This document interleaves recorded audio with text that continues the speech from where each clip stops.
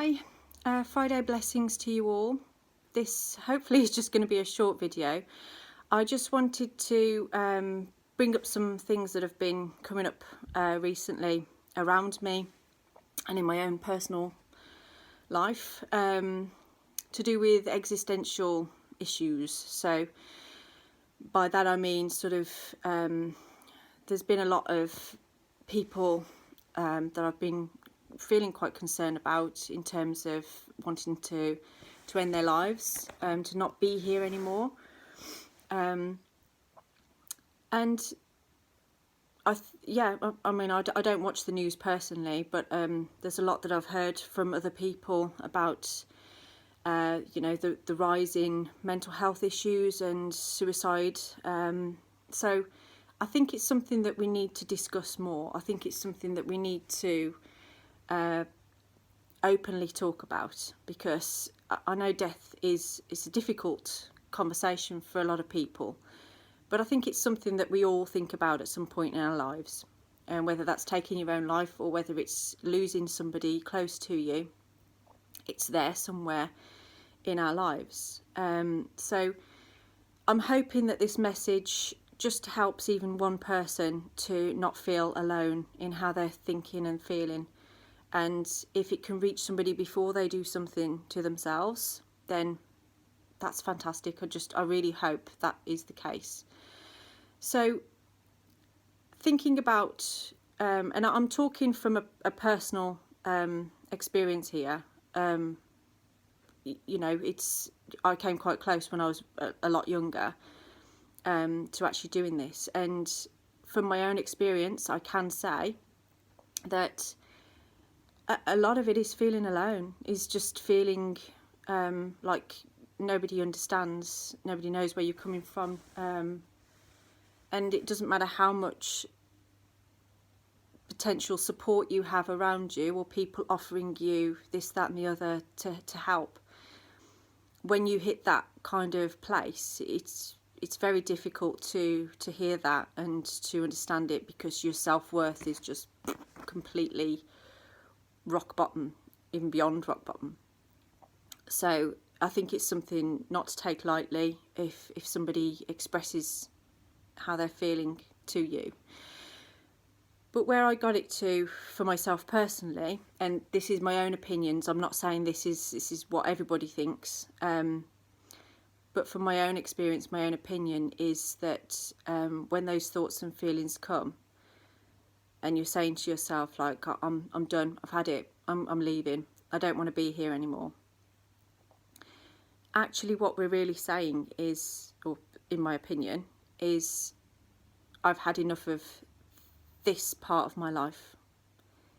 Whatever the situation is that brought about those feelings, those thoughts, that desperate need to just not be here anymore.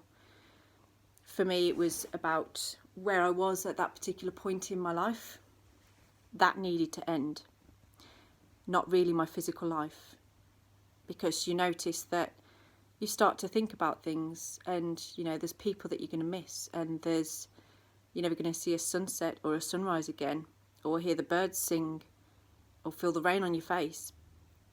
And you start to, well, for me, I started to realise that it's whatever I was going through at the time that I felt so desperate to die in my life. It needed to go. It needed to die. So if we think about that, think about, if you do feel that way, what is that situation? Where are you right now that has brought about these such severe feelings, these really concerning feelings? So you can write that down, and just really think on that. Sort of, well, okay, so right now you're in a situation where you feel you have no options, and you're tired, you're sick of it. But I want you to just take a deep breath, step back for a moment, and whoever's around you, just listen. Just try and listen. And within that, listen to yourself. So the more still you can be, the more present and in the moment you can be.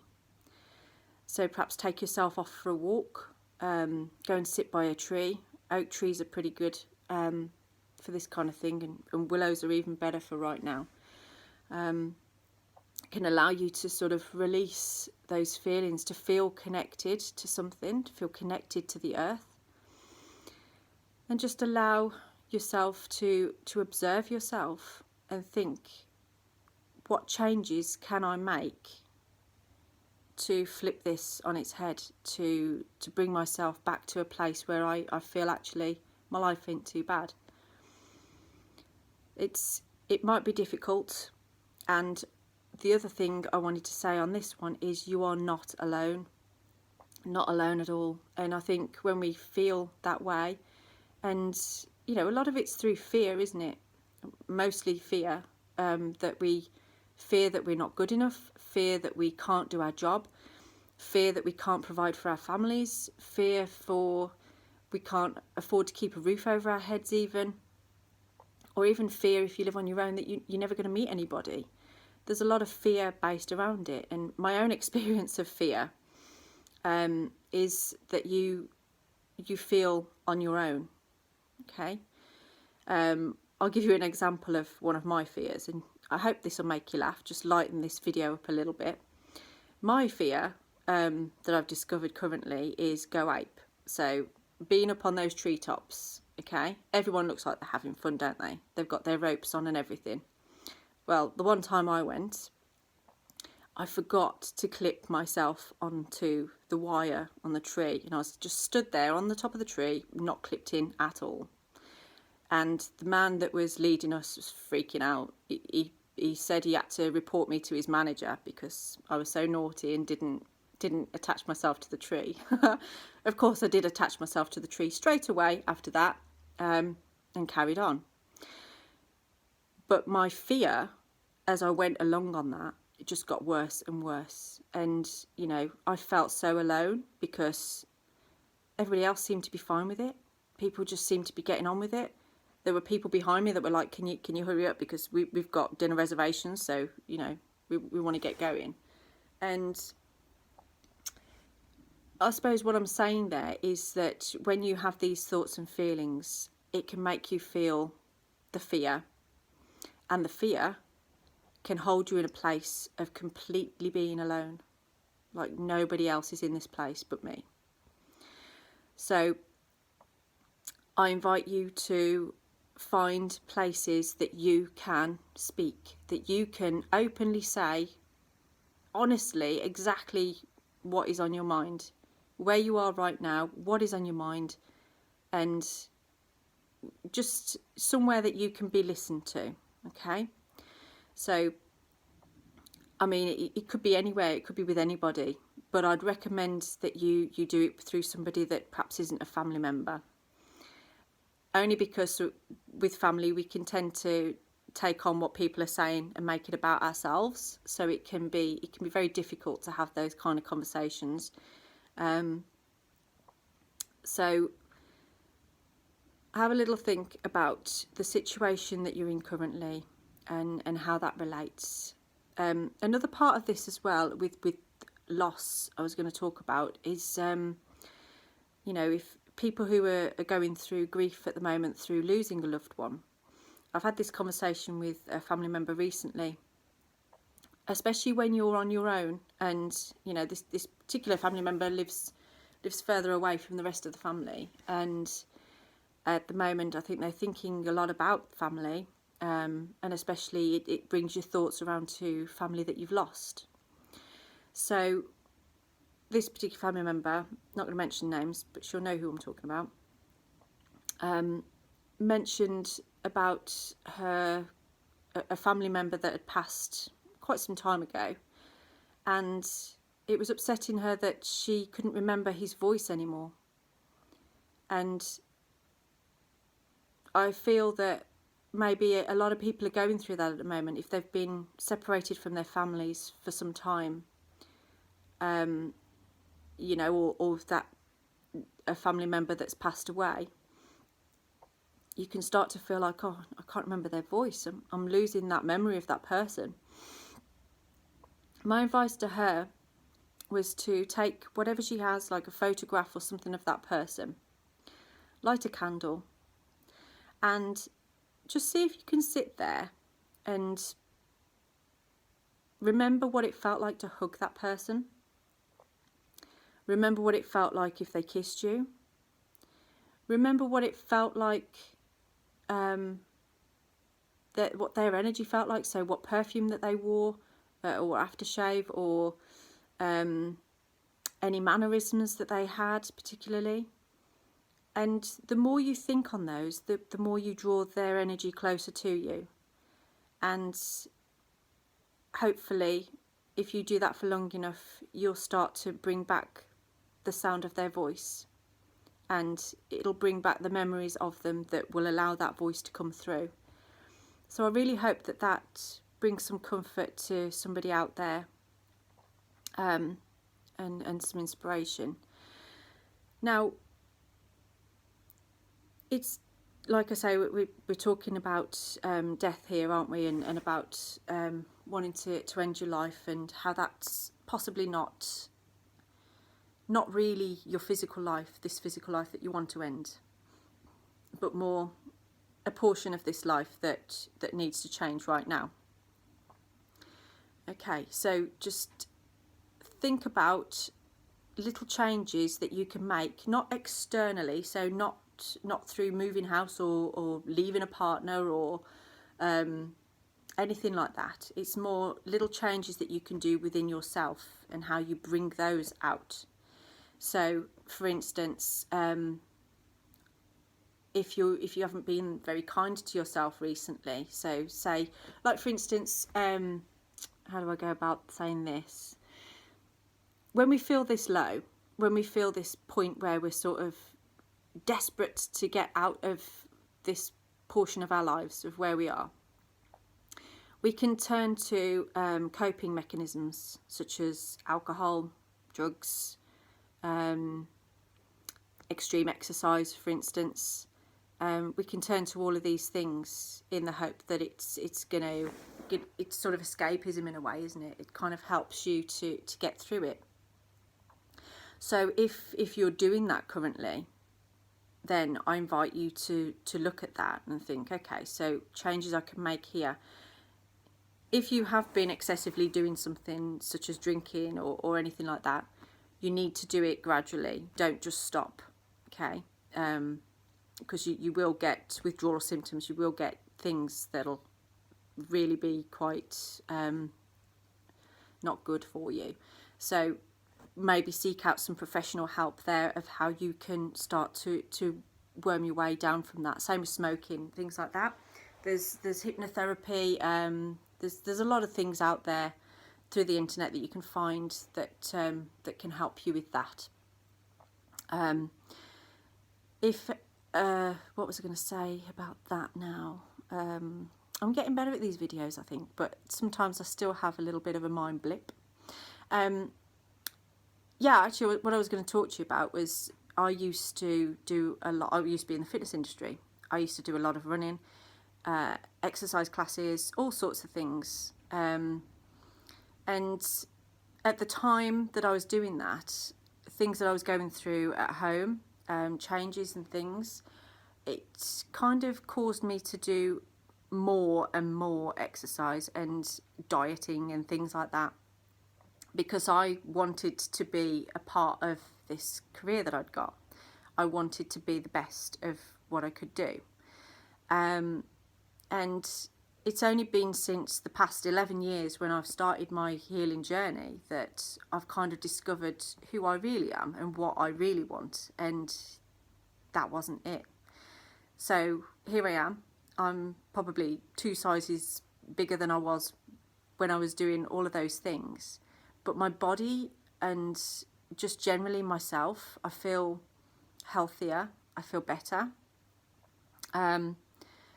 I'm not saying to people go and get fat and don't bother with exercise, but I'm just saying it's about balance and finding, instead of using coping mechanisms, let's get within ourselves and find our soul purpose, find that truth within us that can allow us to say, actually, I'm not too bad. I accept myself as I am, and these are the gifts, these are the skills that I've got, and I'm going to put them to good use. It's more our ego selves that are striving for success, striving to be the best, striving to be seen, to be doing whatever it is that we think we should be doing. So I think I've come around to that, because I think sometimes with existential thoughts and feelings, it can be down to a spiritual awakening. So when you start to look around yourself and you're waking up and you're thinking, things are changing within me. I'm more interested in the natural world. I'm starting to get interested in yoga, meditation. I'm starting to get interested in things that I weren't that interested in before. And I have a curiosity for that. Now, that can be quite a lonely point. If I think back to 11 years ago, when I first started my healing journey, it can feel a little bit like, you want to go and see this teacher and that teacher and different things. And, on that journey, having teachers is a very good idea. I had quite a few great teachers that helped me through. And I think if it wasn't for that, if it wasn't for guidance, if it wasn't for having groups to go to and places to be, then it makes it very difficult. And sometimes we're not ready for our own truth, are we? Sometimes we're awakening, our perception's changing, we're starting to see things. I get this sometimes with people who come for healing. So the healing allows their perception to change. So they go back home and they start to realise a few things, but they don't like what they're seeing. So they go back to the coping mechanism, or just carry on as they were. But over time, there comes a point where they say, actually, I'm ready now. I'm ready to do this. I'm ready to make these changes. And it's different for everybody. It can be it could take weeks for one person. It could be the next day for one person. It could be in 10 or 11 years for another person, that they recognise what their true purpose is. And that's the beauty of us all, is that we're all different and we all have our different ways of going through things. But you are not alone. There are people out there. There's a space here for people that want to talk, that are ready to make these small changes. I understand people look sometimes at what I've done over the past couple of years even, and they've noticed a big change within me, and within my physical life even. And I know, it's difficult for a lot of people to understand. And when you change something, it has like a ripple effect. So it kind of causes other people to either think, oh, that's scary, I don't like that. That's making me feel uncomfortable in my own life. I'm going to detach from you. I'm going to just walk away from that. Or it could have the other effect, where they're sort of like, actually, you've highlighted some things for me on this. It's brought me some inspiration. I'm thinking about this. And again, it brings us back to that point where we're going through all of this in our mind, but we're not outwardly saying how we feel. And sometimes it's not appropriate with the people that we're living with, because it can cause that projection then, kind of, where we sort of, people take it personally about them. So we can work through communication in the family home and things like that. So yeah, I hope that this video touches somebody on a level that is useful and helpful to them. But just remember, you are not alone, and there are spaces that are safe for you to offload, talk about how you're feeling, and feel more comfortable. Because, a lot of this is, when things are painful, we want to run and hide from pain, don't we? We don't want to get uncomfortable in our pain. We don't always want to acknowledge it.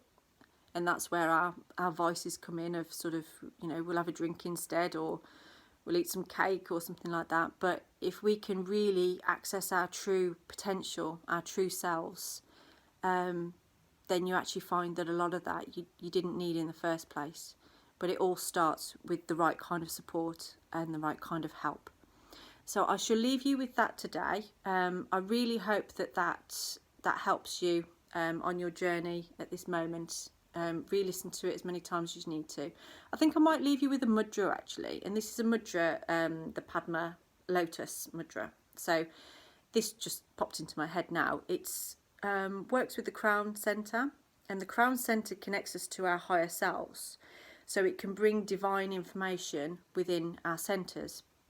It's very simple. You put your little fingers together and your thumbs together and make sort of a nice wide space like a lotus flower, just like this.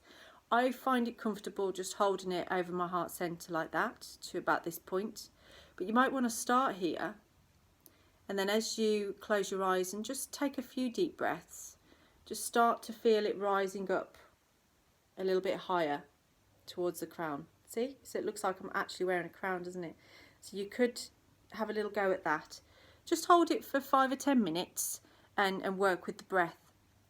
There is a breathing technique as well that can help us to accept death and accept that within us and our existence.